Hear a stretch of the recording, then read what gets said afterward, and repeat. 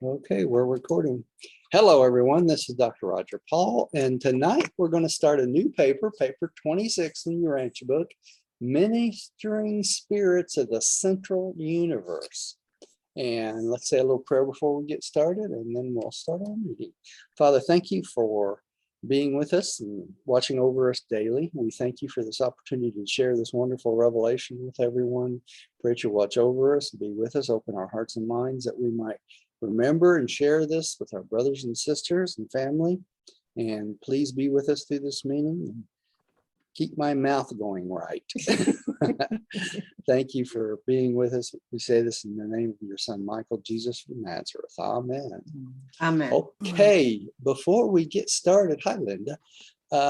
Before we get started tonight, I want to mention something in Hera Davis's book. It looks like this, and yet most of y'all already have this, the study aids of the Urantia Book by Hera Davis. And on page 12 of this book is a great summary of the ministering spirits of the central universe. I don't know if you can see this or not. This is what we're going to start studying tonight. Okay, but it also has a summary on page 14 of the ministering spirits of the super universe. And you will notice in this book something I want to point out to everyone, which is really confusing to a lot of people that study this paper. Okay, there are primary, secondary, and tertiary Supernaphim in the central universe. Okay, primary, secondary, and tertiary. And you're going to see this on the charts I have down here in this paper. Okay, but people get these confused all the time with the primary, secondary, and tertiary Seconaphim. It says Seconaphim, right? The second level. Supernaphim is the superior level, or the super universe paradise.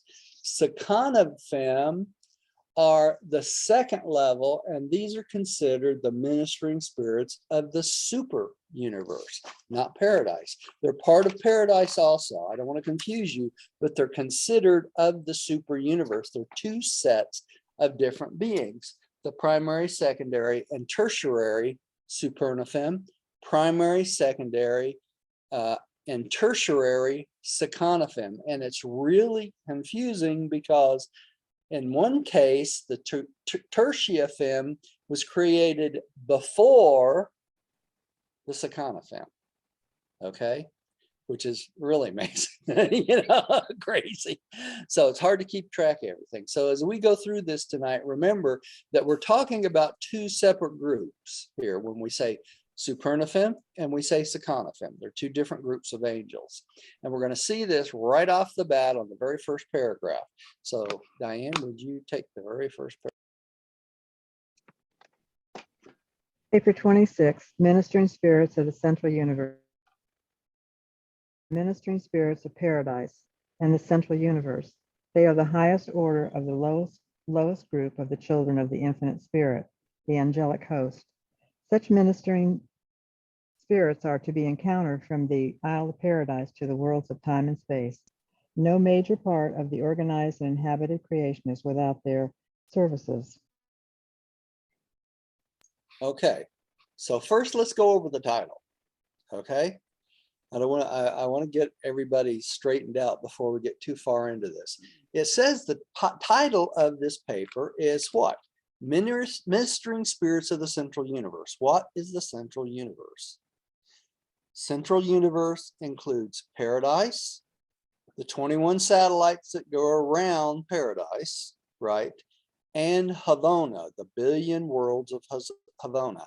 That is considered the central universe. Okay, so every spirit they talk about in this paper is part of that grouping. Paradise, the 21 satellites of that go around paradise, and Havona. Okay, the billion worlds of Havona. Okay, and it says here that the ministering spirit, the Supernaphim, are the ministering spirits of paradise, and they are the highest order of the lowest group of the children of the infinite spirit. Okay, so why do they say the highest order of the lowest group? This is real confusing too. Why would they be considered the highest order of the lowest group? There's several groups of spirits that's created by the infinite spirit. Okay, what is one of the groups? The seven master spirits, correct? The seven supreme executives, another group, right? So each one of these levels are groups.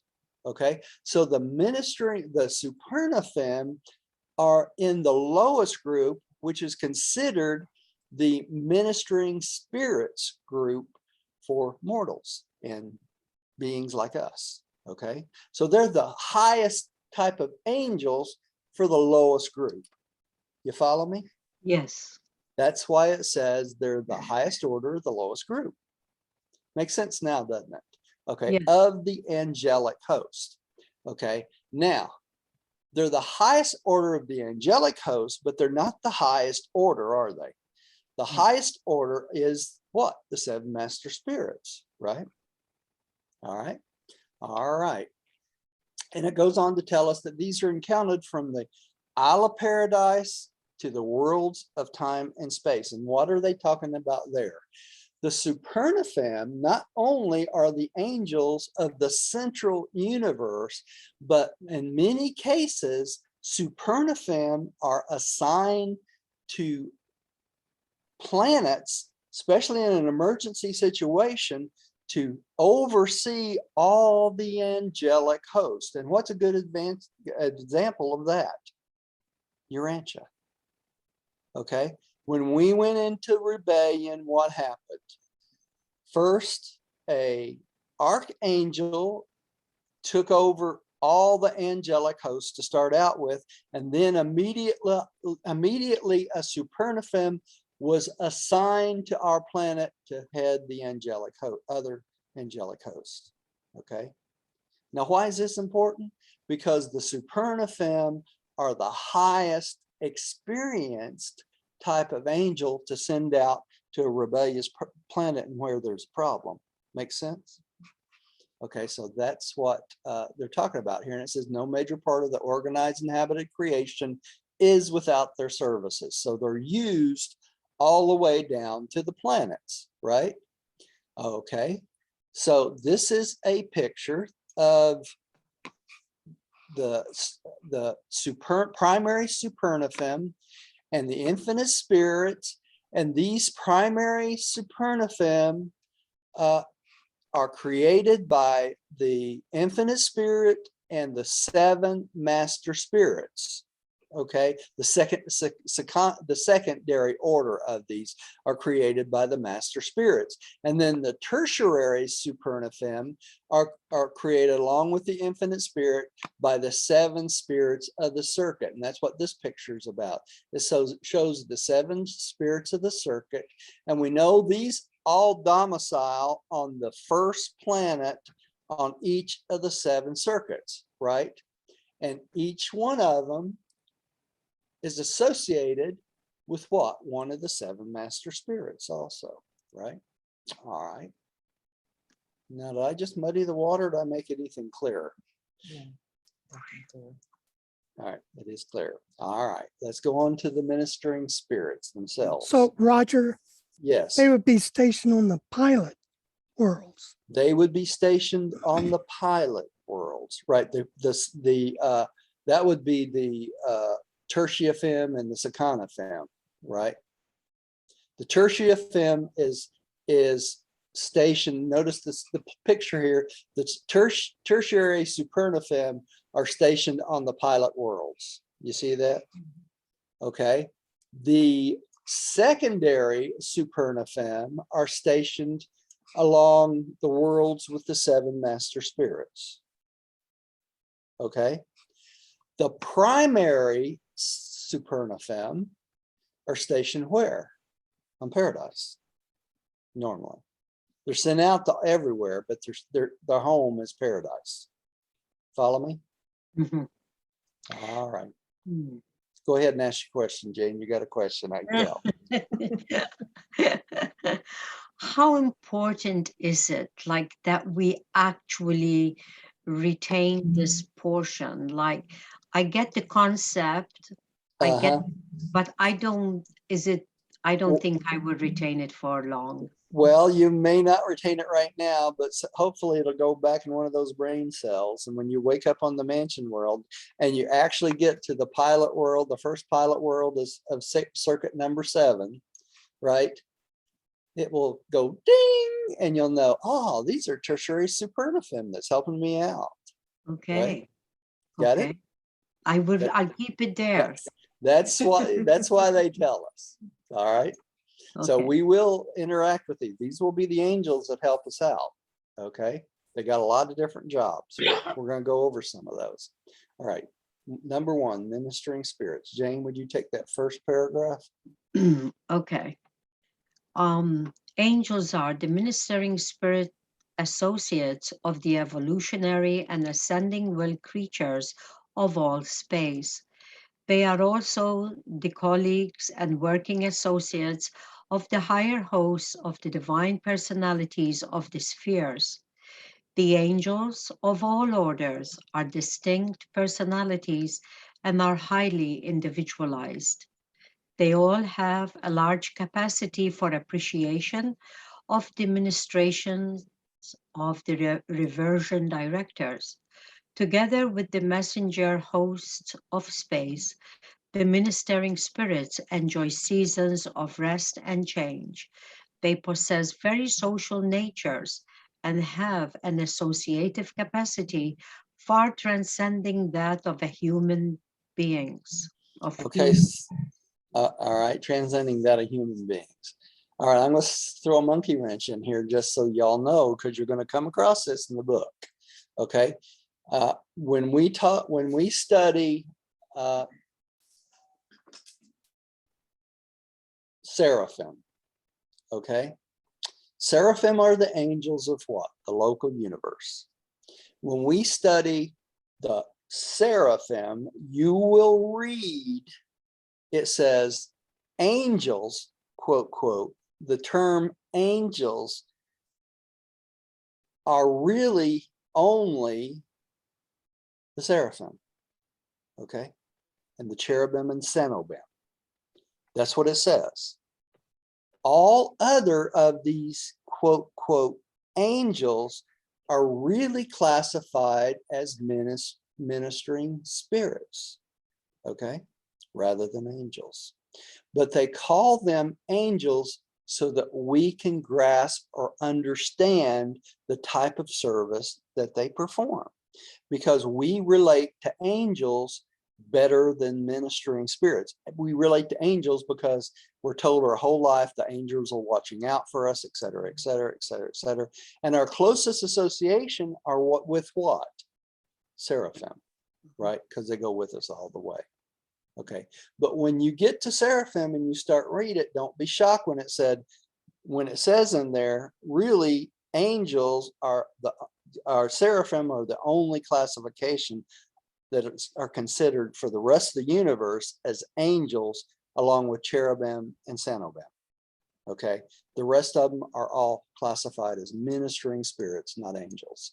Okay, so having said that, we're going to go on to what ministering spirits of the grand universe actually are. Okay, Rodney, would you take that list for us, please? Yes, the ministering spirits of the grand universe are classified as follows. 1, the Supernaphim. 2, the Seconaphim. 3, the tertiaphim. 4, the omniaphim. It always gets me. Yep. 5, the seraphim. 6, the cherubim and Sanobim. 7, the midway creatures. Okay, so what becomes confusing here is this. Under Supernaphim, okay, there are three classes, right? Primary, secondary, and tertiary, right? Correct. Under Seconaphim, there are three classes. Correct. Primary, secondary, and tertiary, right? Now, this is why it's confusing, because they classify tertiaphim as a separate one too here, but they're talking about the same level as the Seconaphim, all right? And the omniaphim, which are Havona level angels that also interact and work in the capitals of the super universes. Okay, that's why it's a little bit confusing. Now, all I'm trying to do is straighten this all out so y'all can get a picture in your brain. Seraphim are what? Seraphim are all super universe angels, right? They're all local universe, super universe angels. Now they go with you from the local universe all the way to paradise. They can become part of the what? Core of finality, because they can go all the way with you. Cherubim and Sanobim are local universe angels only, right? They don't go anywhere past the local universe. There's an exception to this. The exception is what? A cherubim can aspire to be a seraphim. When a cherubim turns into a seraphim, then that seraphim has the same rights of progression as a regular seraphim does. Okay? But normally they stay as cherubim and sanobim forever. Okay? And finally, midway creatures, who in reality are not really part of the angelic core, are they? They're drafted into the angelic core on the planets. Okay, when they are released from planetary service, then they go on the ascension plan exactly like human beings do. Okay, they get thought adjusters, they fuse with their thought adjusters, and they go through the whole process just like we do. And why is that? Because their origins are what? Humans, right? Human. Right. They're just midway between human and Urantia. Okay.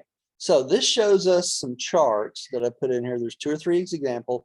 When you read these charts, you have to be careful whether you're talking about Supernaphim or Seconaphim. All right. These are all of the Supernaphim, the primary, secondary, and it tells you what level they're on, and tertiary. Okay. Then we have in the same chart, primary, tertiary, and secondary Seconaphim. Notice that tertiary are listed before secondary. You see that? Strange. Strange, because tertiary are created before secondary. Don't ask me why, I have no idea.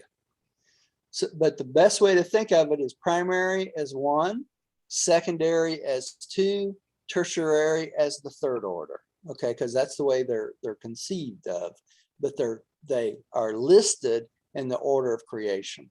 Okay, we all confused now? You still with me, Linda?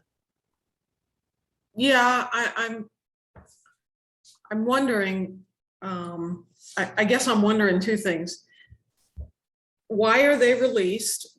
You know, what are the conditions for them to be released to go on from planetary service? That's the first one. Right. Now that's Seraphim though. That's not the Seconaphim, right? Why do they get released though? What are those conditions? I had this question back a paragraph ago. I just didn't say anything. Okay. The condition they get to be released is the individual that they're the seraphim for has chosen definitely and fused with their adjustment to go on the ascension plan. And in that case, the seraphim has the option, I guess the choice, to go with that individual all the way along the way to paradise. Okay.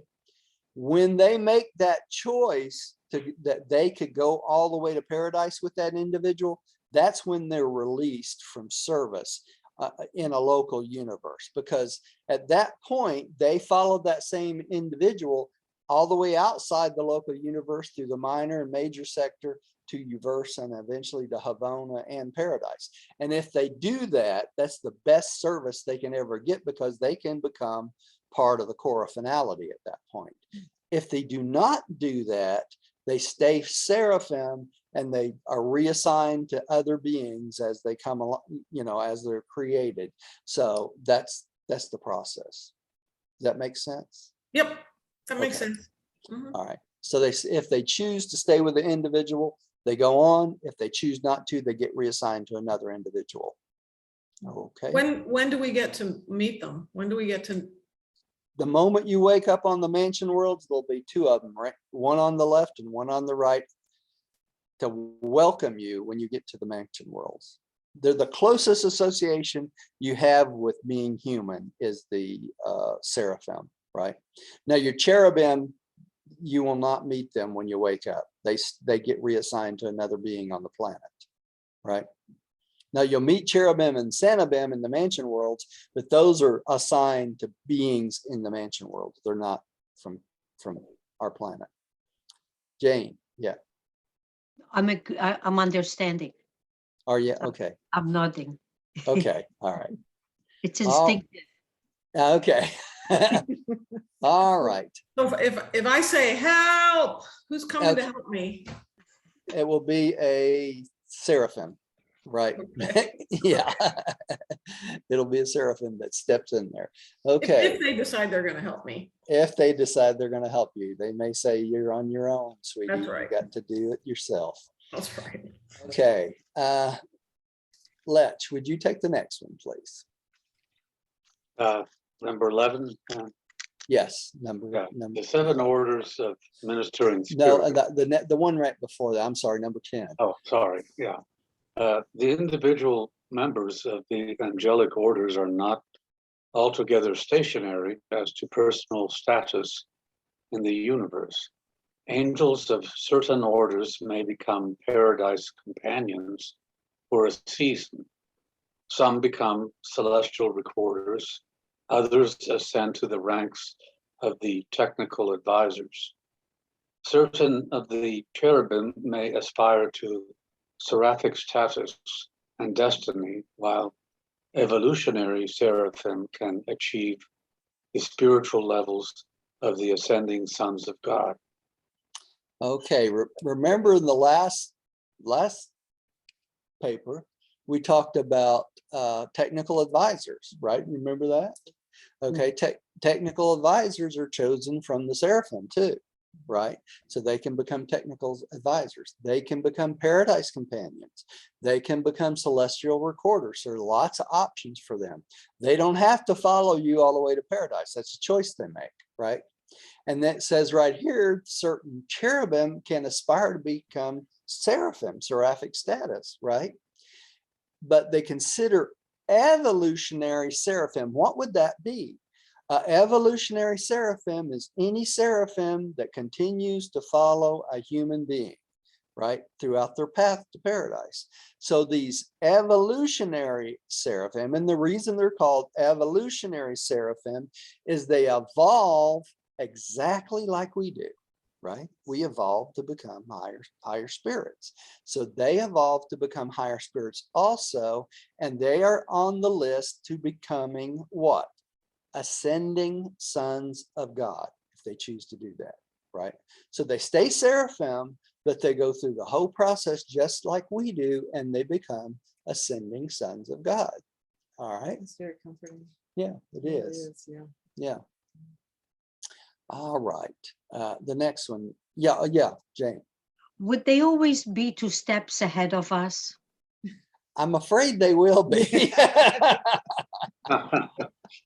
Unfortunately, they'll probably be more like 3 or 4. Tell us what they know. Yes, they do. They Okay. share with us, you know, they don't keep secrets from us. They share as much as we can absorb, right? All right. Good question. The 7 orders of ministering spirits. The next one's just the start out for the next paragraph. So Linda, would you take both of those, please? The 7 orders of ministering spirits, as revealed, are grouped for presentation in accordance with their functions of greatest importance to ascending creatures. Number 1, the ministering spirits of the central universe. The 3 orders of Supernaphim serve in the Paradise Havona system. Primary or Paradise Supernaphim are created by the infinite spirit. The secondary and tertiary orders serving in Havona are respectively the offspring of the master spirits and of the spirits of the circuits. Okay, so that tells us that the Supernaphim are children, direct children of the infinite spirit, where the secondary are children of the infinite spirit and the master spirits, and the tertiaphim are the children of the spirits of the circuit with the infinite spirits. And here are the different jobs they have. And I'm not going to go through each one of those. That takes the rest of the night. All right. And this is the same, a chart of the primary Supernaphim once again. Okay. Ministering spirits of the super universes too. Diane, I think you're up next. To the ministering spirits of the super universes, the Seconaphim, the tertiaphim, and the omniaphim. Seconaphim, the children of the reflective spirits, variously serve in the 7 super universes. The tertiaphim of origin and the infinite spirit are eventually dedicated to the liaison services of the Creator Sons and the Ancients of Days. Omniaphim are created concertedly by the infinite spirit and the 7 supreme executives, and they are the exclusive servants of the latter. The discussion of these 3 orders forms the subject of a succeeding narrative in this series.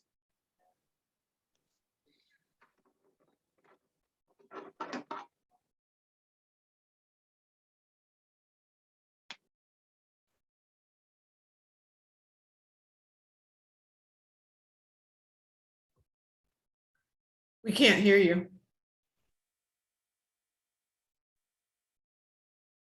I said for you to go ahead and discuss anything you'd like to. He'll be back in just a moment. Or not.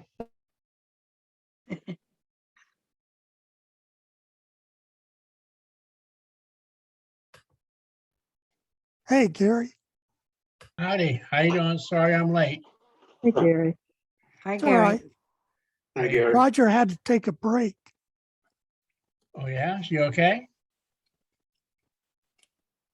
I don't know. That doesn't sound good. Yeah, he's okay.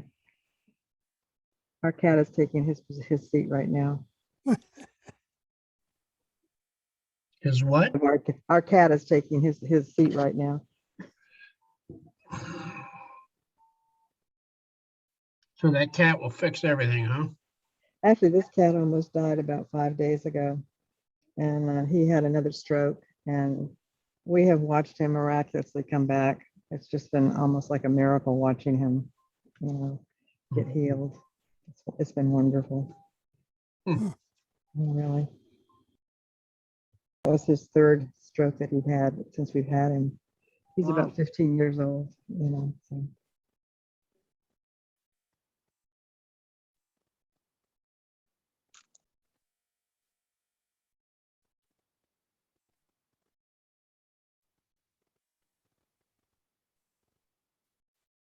But Roger's doing fine, isn't he? He's been dealing with some medical issues lately. We both have, so he's fine. He's going to be fine. Yeah. I can tell you've been married a while. Yeah, quite a while. Hmm? Quite a while.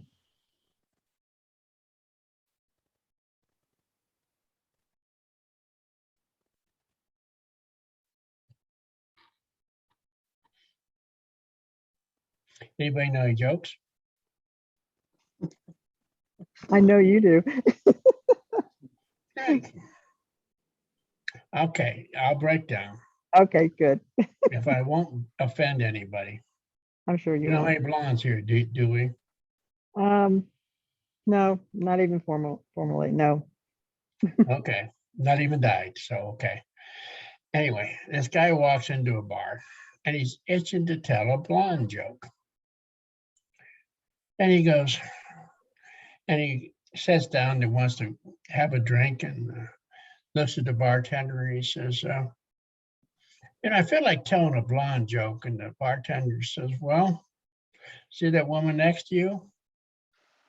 She's an MMA champion. She's a blonde. Woman behind you is a FBI Secret Service, Special Service, and she's a blonde.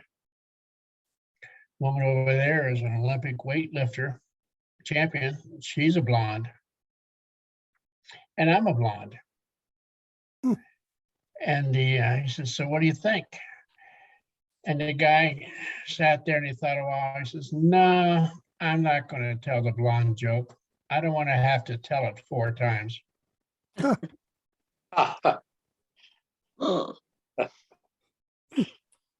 Obviously, I told the joke wrong.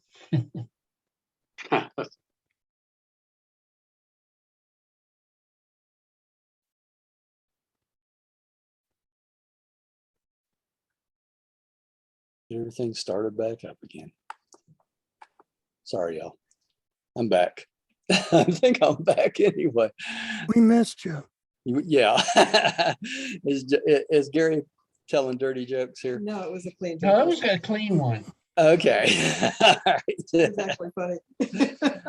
All right. So ministering spirits of the super That was universe. recorded, by the way. Gary. Yeah. All the world knows this joke. Oh man, I'm official. All right. So the ministering spirits of the super universe, notice it says super universe on this one, right? Are the Seconaphim, 2. Second Seconaphim, right? You following it? The tertiaphim and the omniaphim. See, they're grouped together with the Seconaphim. All right. Now remember though that there's a secondary Seconaphim and a tertiary Seconaphim also, right? I want to bring that in up.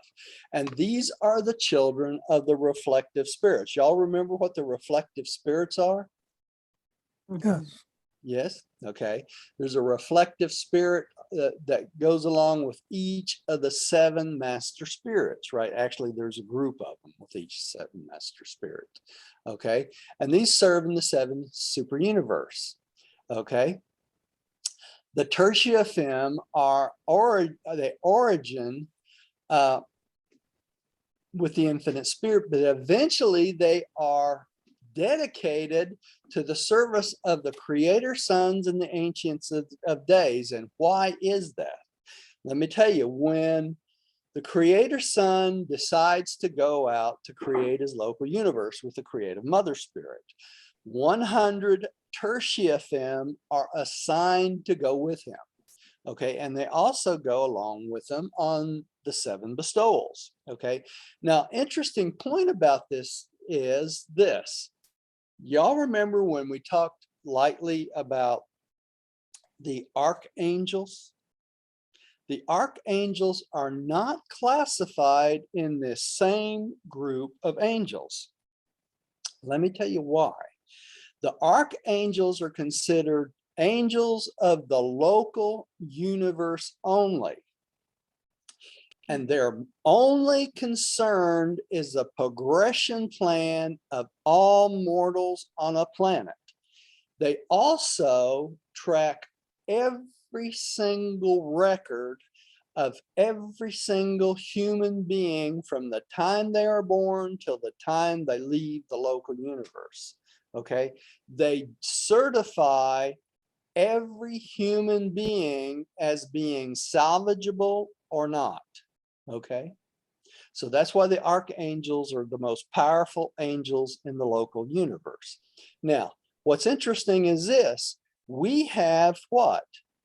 A division chief or a division place for the archangels that was associated with this planet.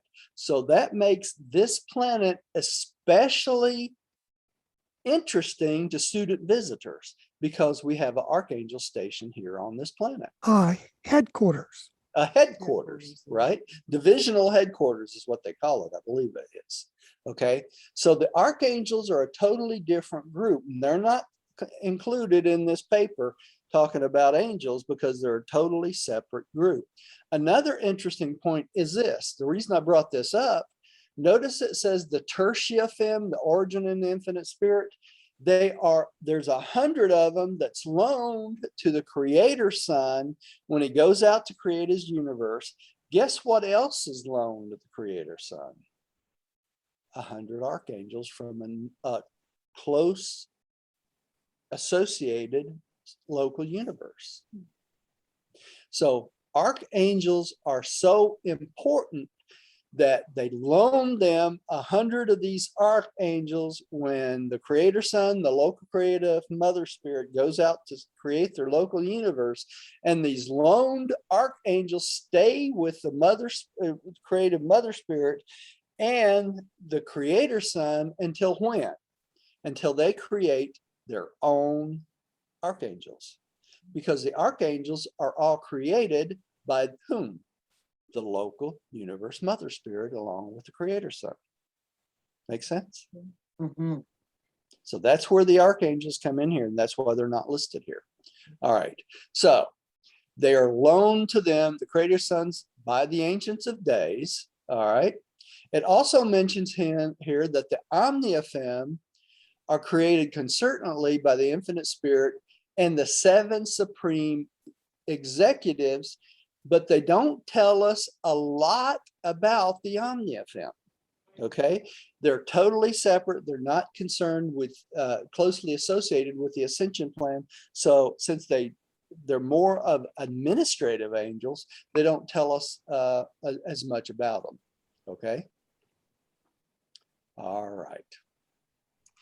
Ministering spirits of the local universe. Let's see, who read that last one? Huh? I did. You did? Okay. Jane, would you take the next one then? Okay. 3. The ministering spirits of the local universes embrace the seraphim and their assistants, the cherubim. With these offspring of a universe mother spirit, mortal ascenders have initial contact. The midway creatures of nativity on the inhabited worlds are not really of the angelic order proper, though often functionally grouped with the ministering spirits. Their story, with an account of the seraphim and cherubim, is presented in those papers dealing with the affairs of your local universe. So because it's so different, they actually tell the story of the seraphim, the cherubim, and the Sanobim, along with the midwayers in the local universe papers, because it has more to do with the local universe. All right. All right. Also notice here, it mentions that the midwayers are not really considered part of the angelic core. You see that? Mm-hmm. All right. All right. Okay, Rodney, would you take the next one, please? Yes. All orders of the angelic host are devoted to the various universe services, and they minister in one way or another to the higher orders of celestial beings. But it is the Supernaphim, Seconaphim, and Seraphim who, in large numbers, are employed in the furtherance of the ascending scheme of progressive perfection for the children of time. Functioning in the central, super, and local universes, they form that unbroken chain of spirit ministers, which has been provided by the infinite spirit for the help and guidance of all who seek to attain the universal Father through the eternal Son. Now you see why Lucifer had such an issue with mortals being overtrained all the way up to the progression of paradise, because we have all these ministering groups that helps us along all the way up to paradise. So for every level, there's a different group of ministering spirits to help us along to understand, right? So it's pretty important. And Why this did is, he have a problem with that? huh? He had a problem with it because they weren't worshiping him, right? Hmm. When you leave the local constellation, well, the local system, really, when you leave the local system, you're not under the purview of the local system sovereign anymore, right? So when you leave, he had no association with you whatsoever, where even the seraphim leave with you, right? So it was probably a good part of jealousy, you know? Hmm. Jealousy is a very evil thing. It really is. I mean, it's a bad creature. All right. Supernaphim are, Lech, would you take the next one? Supernaphim are limited in spirit polarity, regarding only one phase of action, that with the universal Father. They can work singly except when directly employing the exclusive circuits of the Father. When they are in power, a reception of the Father's direct ministry, Supernaphim must voluntarily associate in pairs to be able to function. Seconaphim are likewise limited, and in addition must work in pairs in order to synchronize with the circuits of the eternal Son. Seraphim can work singly as discrete and localized personalities, but they are able to encircuit only when polarized as liaison pairs. When such spirit beings are associated as pairs, the one is spoken of as complemental to the other. And complemental relationships may be transient. They are not necessarily of a permanent nature. Okay, now, why is this so important? Let me tell you. What they're talking about being encircuited, when the angels or the Supernaphim or all the way down to Seraphim and Cherubim, when they're encircuited, what happens? They're able to take nutrition, spiritual energy, and all the things necessary for their survival in as pairs. If they're not polarized in the circuit, when they're not connected to the circuit, they can't get sustenance. They can't get spiritual energy. They can't get the thing they need to keep them alive. Okay. And this is hard for us to understand because we are creatures that eat and drink to survive, right? We get, and this is hard to understand, but we get sun energy by eating plants, and believe it or not, animals convert the sun energy into meat, and then we eat the meat and we convert that meat energy from meat energy back into energy from the sun, and that's how we stay alive. Okay, so really human beings were meant to be vegetarians, really.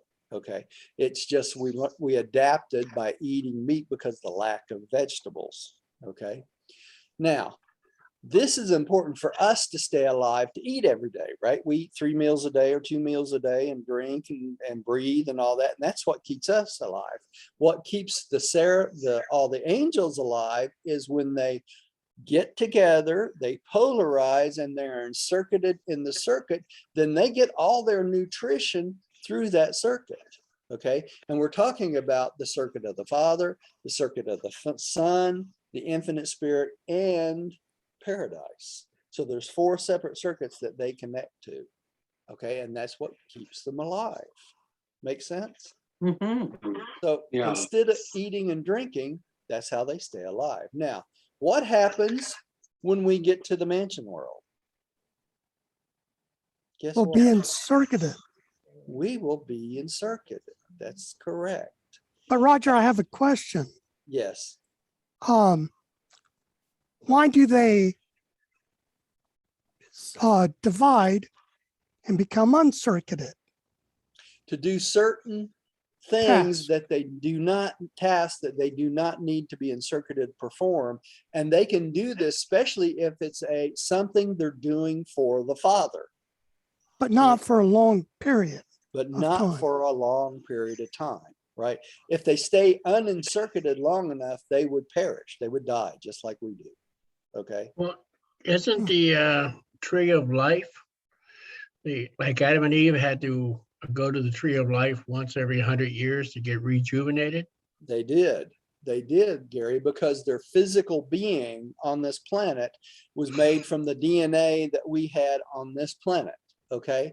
So in order for them to regenerate and stay alive for long, long periods of time, what would they have to do? They would have to be re-encircuited or get sustenance from the circuit itself, and sustenance from the circuit flowed through what?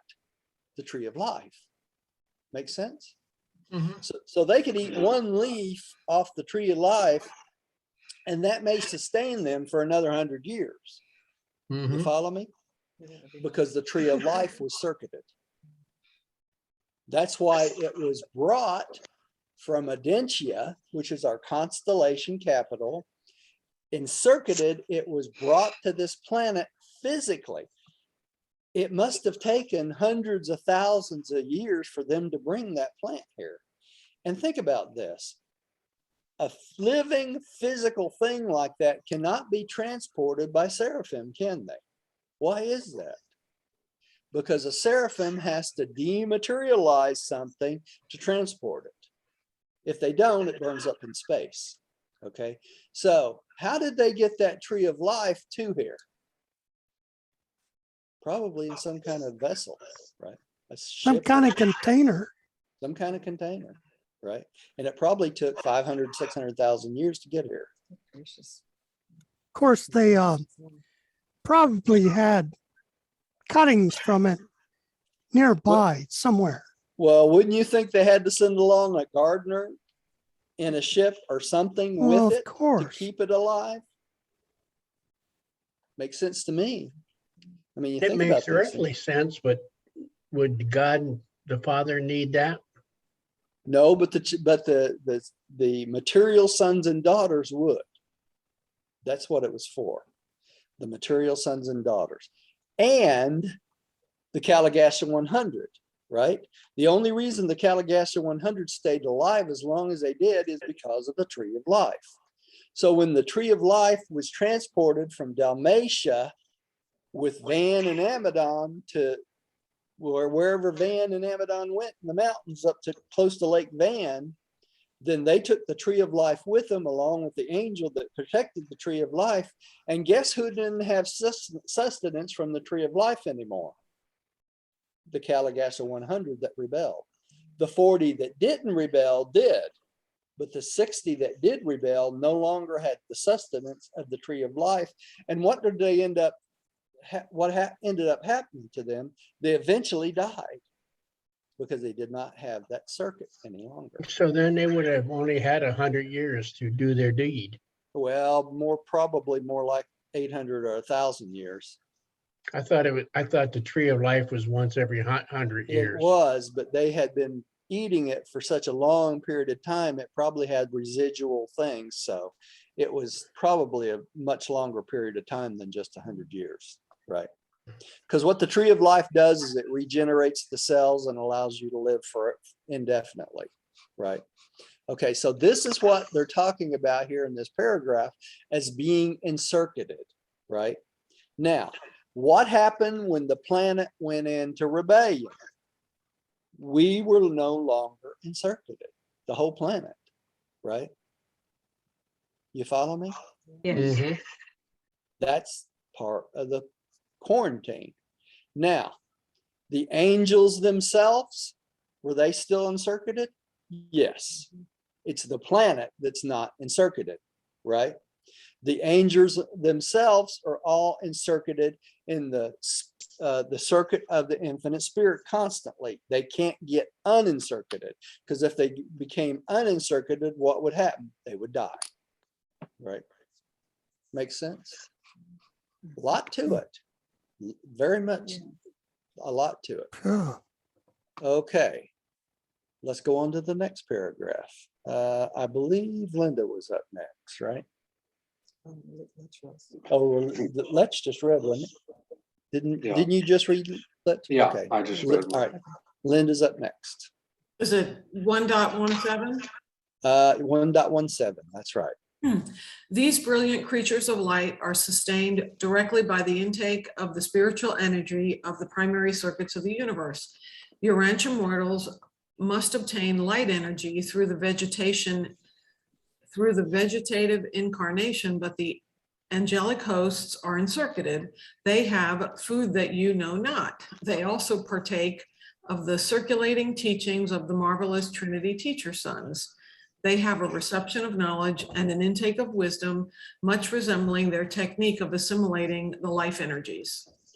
So they actually have wisdom and knowledge from the Trinity teacher sons also in the same process.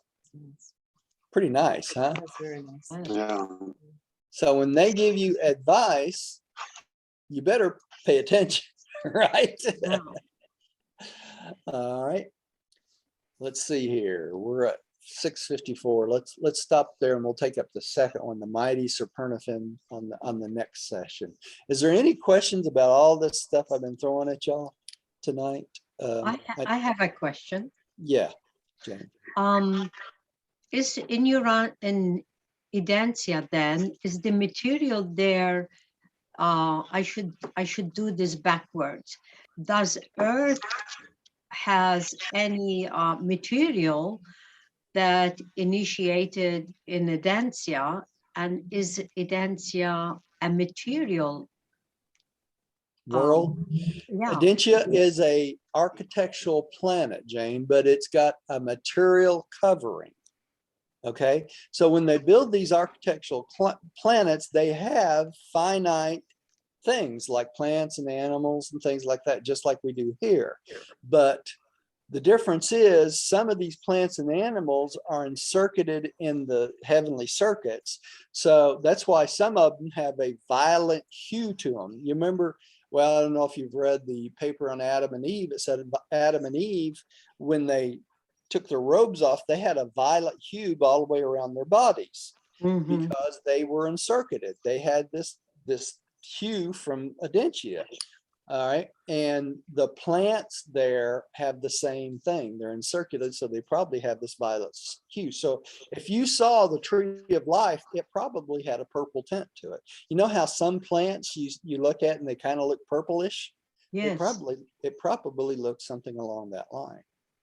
And it's not just the fruit that was on the tree, it was the leaves and everything associated with the tree could give energy. So Like African violets, like violets, yeah. they have that hue. That's right, they do. So we should eat them. Probably so. You know, we should Mama eat a wouldn't lot like more that. vegetables than we do, because the vegetables take in the sunlight. The sunlight converts the energy of the sun into energy that we can use, and that's why we probably all ought to be eating fruits and vegetables rather than meats the way we do. And you know, there is not recently, but there are a lot of flowers that are edible. Yeah. And the flowers have a lot of color, which needs a lot more sun for the color to develop. Yeah. So we could eat the nasturtium, so many other lavender, and you name it. Yeah. Now, Even when we rose get to the petals mansion are world, edible. that's probably exactly what we'll do. Is if we eat anything, it would be more along the line of vegetables and fruits and things like that are energy-based fruits and vegetables. If they have hamburgers, it's probably going to be made out of vegetables. Yeah, it will be made out of some bean. That's Soy. right. Very good. Soy. Yeah. So, yeah, soy. Right. Yeah. All right. We'll And let y'all- it seems to me, yeah, it seems to me that the violet light is something akin to like the violet chakra that we all have, the Yeah. violet Yeah. energy. Yeah. Mhm. Maybe. Which is at the top of our head, Yeah. which would Yeah. cover the whole aura, really, if we were spiritual enough. It recovered with it. That's It- right. Yeah. That's right. Okay, well, Is- Does anybody see auras here? they said there is people, some people that you meet in life seem to have an aura around them. Now, Yeah. whether that's part of the circuit or not, I am not sure, I'm not. I had a friend that could see them. Yeah. They could Yeah. actually see the auras around you. Anything is, I have learned one thing, if I didn't learn anything in this life, and that is I don't know nothing, because the more I learn, the less I know. That's the honest to God truth. The more intelligent we come, the more questions we have. And I think if we stay intelligent, we keep looking for the answer to those questions. That's part of life, right? Anyway, look at it. So let's say a little prayer. We'll quit for tonight. I think I'll pray for tonight. Father, thank you for bringing us together tonight. Thank you for this group that comes together and we learn from each other and we share with each other. And thank you for the opportunity to share this to others out there in the cosmos, that they might learn a little bit too and grow a little bit in this life. We give you the praise and we thank you for our angels, every single one of them. And pray you'll watch over us for the rest of this week and coming weeks, that we might do your service and do your will. We say this in the name of your son, Michael, Jesus of Nazareth. Amen. Amen. And thank you for joining us at home. Amen. Please come see us again. Thank you. Thank you.